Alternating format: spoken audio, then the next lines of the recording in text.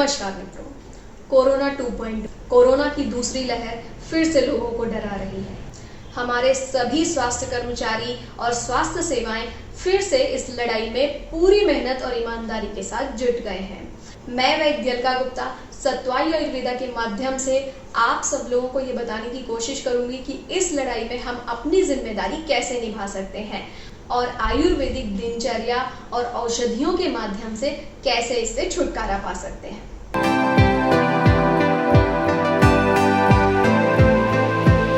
2-3 महीने पहले जब हम रिलैक्स हुए थे कि अब शायद कोरोना चला गया है, अचानक कोरोना से संक्रमितों की संख्या फिर से बढ़ने लगी और इस तरह बढ़ी कि दूसरी लहर के साथ इसने पूरे देश को फिर से अपनी चपेट में ले लिया। इस बार ये ज्यादा भयानक है। जैसा कि अभी तक की सांख्यिकी में समझा गया है, ये कोरोना पिछले कोरोना से ज्यादा भयानक है। इसके अलावा इस बार ये बच्चों को भी ज्यादा इन्फेक्ट कर रहा है। आयुर्वेद के अनुसार बसंत ऋतु कफ प्रकोप की ऋतु है और कोरोना जैसे इन्फेक्शन कफ को ही ज्यादा दूषित करते हैं।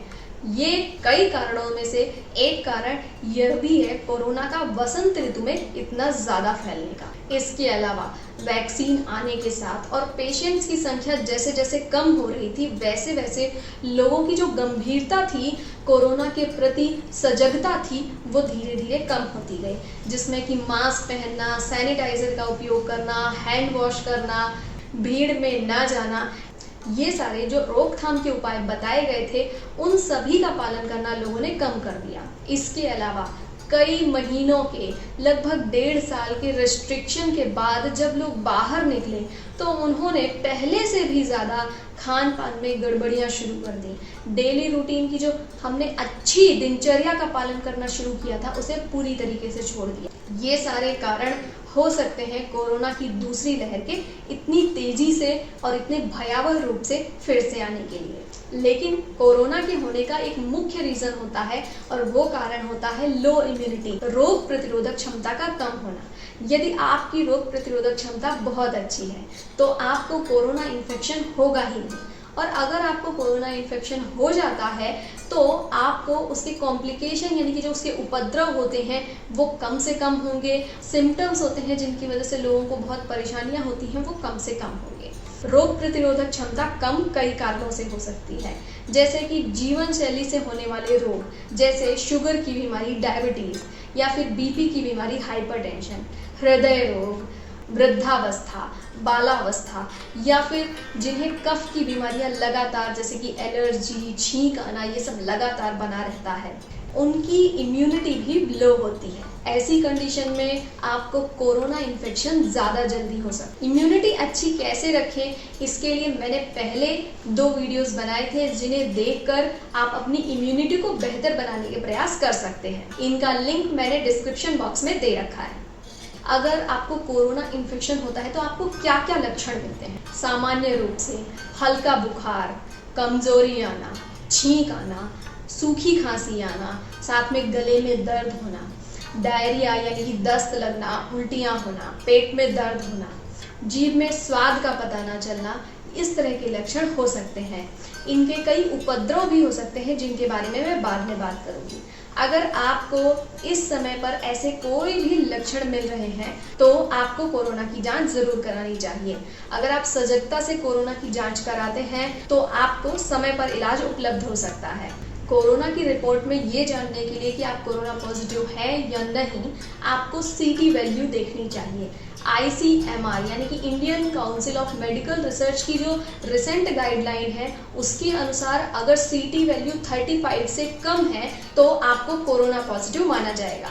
अगर आपको कोरोना नहीं हुआ है तो कैसे उसे होने से बचें, और अगर आपको कोरोना हुआ है लेकिन आप में ज़्यादा लक्षण नहीं है तो फिर आपको कौन से स्टेप्स ऐसे अपनाने चाहिए, घर पर क्या करना चाहिए कि आपको ये इन्फेक्शन ना बढ़े। इसके लिए मैं आपको 5 चरण बताऊंगी जो आप अगर गंभीरता से पालन करते हैं तो आप कोरोना होने से बच सकते हैं, और अगर आपको एसिम्प्टोमेटिक कोरोना है तो बहुत जल्दी ही आपको वो नेगेटिव भी हो सकता है। सबसे पहला स्टेप है डाइट का। पोषक आहार लेना बहुत ज़रूरी है। पोषक आहार में स्पेशली दिन में 1 से 2 फ्रूट ज़रूर लेने चाहिए। उसमें भी सेब, अनार, नाशपाती, पपीता, संतरा ये ज़्यादा लाभदायक माने जाते हैं। इसके अलावा भूखा नहीं रहना चाहिए। जब मैं मेडिकल कॉलेज में थी तो मुझे ये समझाया जाता था कि हॉस्पिटल में आने से पहले नाश्ता ज़रूर करना चाहिए, क्योंकि जब आप भूखे पेट होते हो तो आपका जो ब्लड ग्लूकोज लेवल होता है, शरीर में शक्कर की मात्रा होती है, वो कम होती है और इस वजह से आपकी इम्यूनिटी भी कम होती है और आपको इन्फेक्शन होने के चांसेस ज़्यादा होते हैं। इसके अलावा हल्दी वाला दूध और च्यवनप्राश भी बहुत फायदेमंद है। हमारा जो आहार होना चाहिए ऐसे समय पर षड्रस युक्त यानी कि आयुर्वेदोक्त संपूर्ण आहार होना चाहिए। षड्रस यानी कि मधुर, अम्ल, लवण, कटु, तिक्त, कसाय, मीठा, खट्टा, खारा, तीखा, कड़वा और कसैला, ये सारे के सारे स्वाद आपके खाने में होने चाहिए। इसके अलावा आहार से जुड़ा हुआ दूसरा नियम है कि आप अपचन यानी कि कब्ज ना होने दें। कब्ज होना यानी कि दोहरी समस्या। पहले तो जब आपको कब्ज होता है तो जो भी पोषक आहार आप ले रहे हैं उसके पोषक तत्व आपके शरीर को नहीं मिलते हैं। दूसरा, इस अधपचे आहार के कारण, अपचन के कारण जो रस बनता है शरीर में उसे आम कहते हैं और वो और कई सारी बीमारियों का कारण होता है।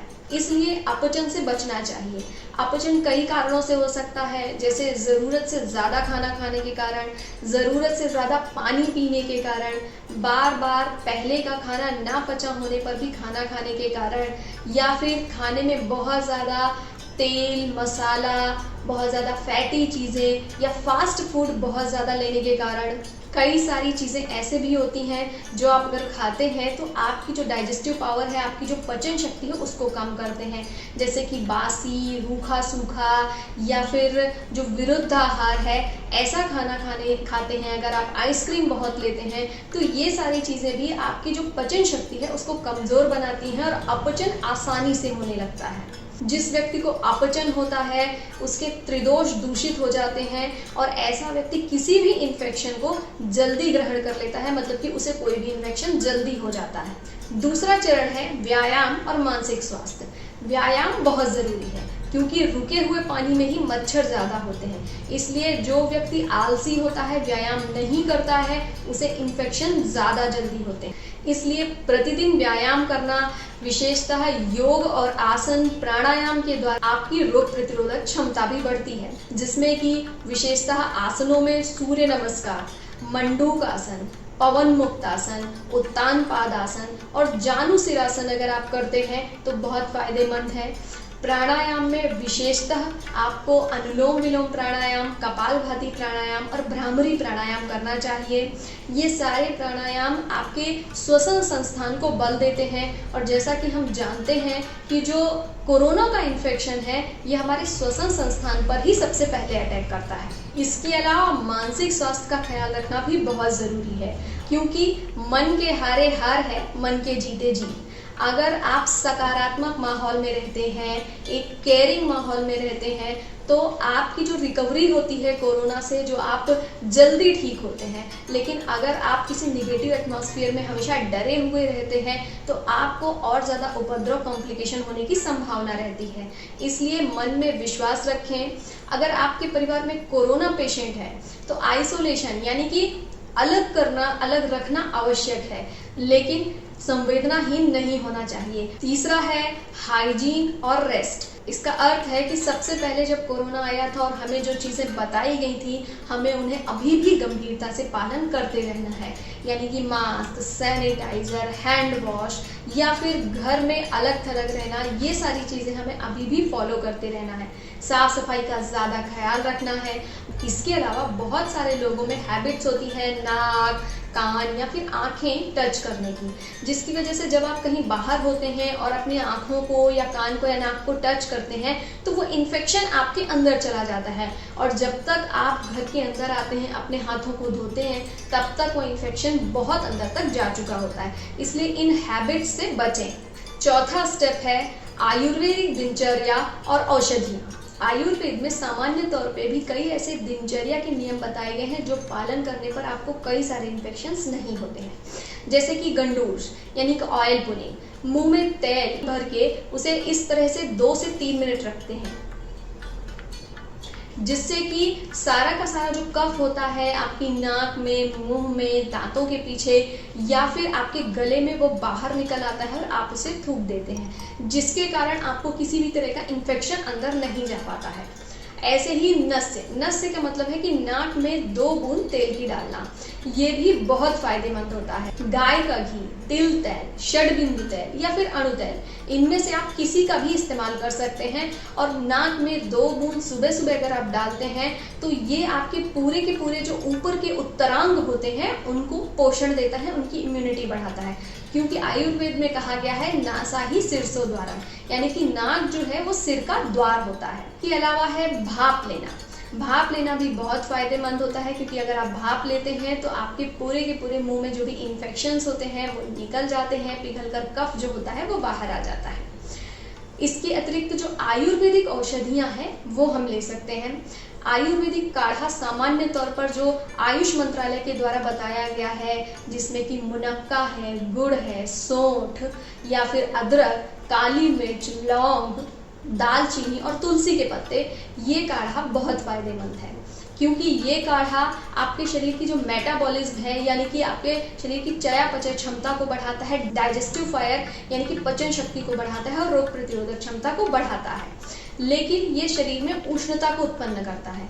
इसलिए ऐसे लोग जिन्हें रक्त से संबंधित बीमारियां हैं, त्वचा के विकार हैं या फिर हृदय से संबंधित बीमारियां हैं, बालों की बीमारियां हैं, बहुत ज़्यादा चिंता करने की आदत है, हाथ पैरों में जलन होती है, ऐसे लोगों को ये काढ़ा नहीं लेना चाहिए, क्योंकि ये उनकी स्थिति को और गंभीर कर सकता है या फिर उनमें ये स्थितियां बढ़ा सकता है। ऐसे लोगों को यदि हृदय विकार है तो उनके लिए अर्जुन की छाल का काढ़ा भी बहुत लाभदायक है। इसके अलावा गुडुचि के कांड का काढ़ा ये अत्यंत लाभदायक है, क्योंकि गुडुचि को एंटीवायरल कहा, यानी कि वायरस के इफेक्ट को ये खत्म करता है। इसलिए अगर आप गुडुचि का काढ़ा ले सकते हैं तो भी बहुत लाभदायक होता है। केवल सौंठ का पानी भी अगर आप दिन भर पीते हैं तो वो भी आपकी चयापचय शक्ति को बेहतर रखता है और इम्यूनिटी को बढ़ाता है। इसके अलावा आयुर्वेद में अगर आपको बुखार आता है, आपके हाथ पैरों में जलन है, शरीर में उष्णता बढ़ी हुई है, तो षडंग पानीय नाम का काढ़ा भी बहुत लाभदायक है। इन काढ़ों के अतिरिक्त गुडुचि घनवटी, संजीवनी बटी, अमृतारिष्ट या फिर गो जीवादि क्वाथ, ये सारी चीज़ें भी आयुर्वेद के अनुसार इम्यूनिटी के लिए, और ऐसे लोग जिन्हें कोरोना के बहुत माइल्ड सिम्टम्स हैं, बहुत हल्के लक्षण हैं या नहीं हैं, उनके लिए भी बहुत लाभदायक है। अगर आपको कुछ खतरे के लक्षण दिखें तो आपको तुरंत अपने डॉक्टर से सलाह लेनी चाहिए और उनकी सलाह के अनुसार कार्य करना चाहिए। जैसे कि बहुत ज़्यादा कमज़ोरी, बहुत तेज़ बुखार, डिहाइड्रेशन यानी कि पानी की कमी होना, बहुत पीला पेशाब आना जो कि पानी की कमी के कारण आ सकता है, चिड़चिड़ापन, फिर कुछ ऊट पटांग बोलना, इस तरह के लक्षण अगर आपको दिखाई देते हैं। इसके अलावा अगर दिल की धड़कन सुनाई पड़ती है, यानी कि पैल्पिटेशन जिसे कहते हैं, दिल की धड़कन बहुत तेज चल रही है, तो ये भी कोरोना का एक उपद्रव हो सकता है। साथ में बहुत इम्पॉर्टेंटली अगर श्वास के लक्षण दिखते हैं, यानी कि दमा जैसे लक्षण दिखते हैं या सांस फूल रही है, तो इस तरह के अगर आपको लक्षण दिखते हैं तो बिना देरी किए तुरंत डॉक्टर के पास जाएं, डॉक्टर से सलाह लें, उनके बताए गए सुझावों का पालन करें। मैं अंत में भी साफ साफ कहना चाहूँगी कि ये सारे जो मैंने आपको चरण बताए हैं ये उन लोगों के लिए है जिन्हें कोरोना नहीं हुआ है और वो अपने आप को कोरोना से बचाना चाहते हैं, या फिर उन लोगों को जिनका कोरोना पॉजिटिव है लेकिन बहुत कम लक्षण है या लक्षण नहीं है। यदि आपको कोई उपद्रव होते हैं तो आपको कई अन्य औषधियों की भी आवश्यकता पड़ती है, जिसके लिए आपको किसी वैद्य या डॉक्टर की सलाह लेनी चाहिए। जिनको वैक्सीन दे दी जा चुकी है उन्हें भी पूरी तरीके से रोग प्रतिरोधक क्षमता होने में कम से कम 2 महीने का समय लगता है। इसलिए उचित खाएं, सामाजिक दूरी बनाकर रखें, इन सुझावों का पालन करें, आयुर्वेदिक दिनचर्या का पालन करें और स्वस्थ रहें। धन्यवाद। अपने प्रश्नों के लिए और आयुर्वेद के विषयों के बारे में और जानकारी प्राप्त करने के लिए हमें ज़रूर लिखें और हमसे जुड़े रहने के लिए हमारे चैनल को सब्सक्राइब करें। धन्यवाद।